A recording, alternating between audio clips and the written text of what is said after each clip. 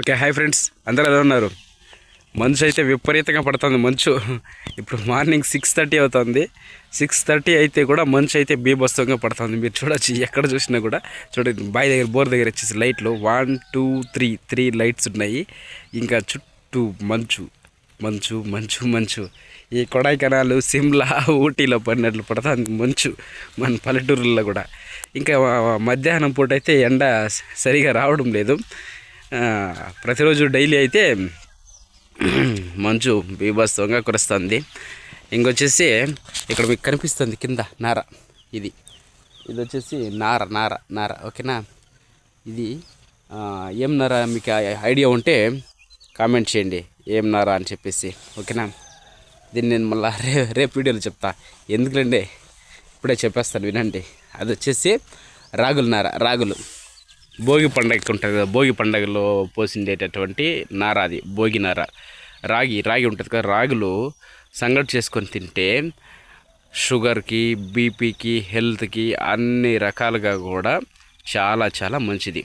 మన ముందు కాలంలో పెద్దోళ్ళు, మన పూర్వకాలంలో అంటే నా చిన్నప్పుడు కూడా నేను చూశాను, కొర్రలు, రాగులు, సజ్జలు, సద్దలు ఇలాంటివి తినేవాళ్ళు. సాములు, ఇవి మా నాన్న వాళ్ళంతా కూడా సాములు అన్నం తినేవాళ్ళంట. సాములు అన్నం తింటే, ఒక్క పూట సాములు అన్నం తినేస్తే కడుపు నిండక కూడా చల్లగా ఉంటుందంట, తొందరగా కూడా అరిగేది కాదంట.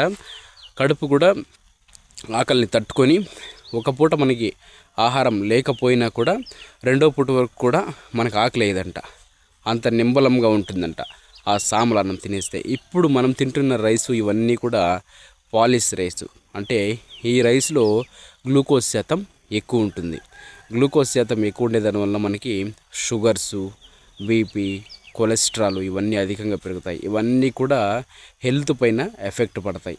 ఇప్పుడు మన కలియుగంలో కనుక మనం చూసినట్లయితే 60 సంవత్సరాల వరకు మనిషి జీవించలేకపోతున్నాడు. కేవలము ఒక 40-50కే లాస్ట్ అయిపోతున్నాడు. మానవుని ఆయుష్ కనుక చూసినట్లయితే మనము 100 సంవత్సరాలు యాక్చువల్గా అయితే. కానీ ఇప్పుడున్న ప్రజెంట్ సిచ్యువేషన్లో 100 సంవత్సరాలు ఒక విలేజ్లో ఒకరిద్దరు మాత్రమే బతుకుతున్నారు. మిగతా ప్రజలు ఆ కాలంలో, మన చిన్నప్పటి కాలంలో మనం చూసుకున్నట్లయితే 100, 120 అలా బతికేవాళ్ళు. ఎందుకంటే వాళ్ళు ఆ విధంగా కష్టపడేవాళ్ళు. ఆ విధంగా సంగటి, రాగులు, జొన్నల పిండి సంగటి, కొర్రలు ఇలాంటివే తినేవాళ్ళు. సో వాళ్ళు చిరుధాన్యాలను ఎక్కువగా వాడడం వలన వాళ్ళ యొక్క శరీరానికి కావలసినటువంటి పోషకాలు చాలా ఎక్కువగా లభించేవి. సో ఎక్కువగా కష్టపడేవాళ్ళు, మంచి విటమిన్ ఉండేటటువంటి ఫుడ్ తినేవాళ్ళు. అందుకోసమే వాళ్ళు ఎక్కువ దినాలు బతకడం జరిగింది. సో ఇక్కడ కనిపిస్తున్నది, ఈ భూమిలో వచ్చేసి లాస్ట్ టైము రాగులు వేసినాము. రాగులు వేసినప్పుడు అది వచ్చేసి మనము మృగశిర కార్తీలో నాటినాము రాగులు. ఆ మృగశిర కార్తీకి పోసినటువంటి నార సరిగా రాలేదు.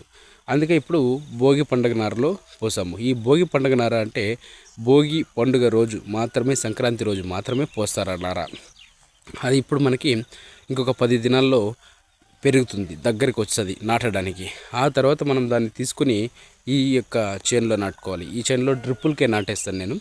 డ్రిప్పులకి నాటుకుంటే మనకి పంట అయితే ఒక 3-4 నెలల్లో వచ్చేస్తుంది. సో ఈ విధంగా ఎవరైనా రాగుల పంట చేస్తుంటే వీడియోలో కింద కామెంట్ చేయండి. రాగి పంట చేసే వాళ్ళందరూ కూడా ఎంకరేజ్ చేయండి.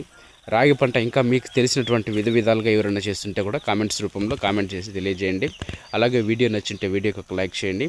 అలాగే మన ఛానల్ ఎవరైనా కొత్తగా చూస్తుంటే సబ్స్క్రైబ్ చేసుకొని బెల్ ఐకాన్ ఆన్లో పెట్టుకోండి, హైప్ ఆప్షన్ కొట్టండి. Thank you so much, bye.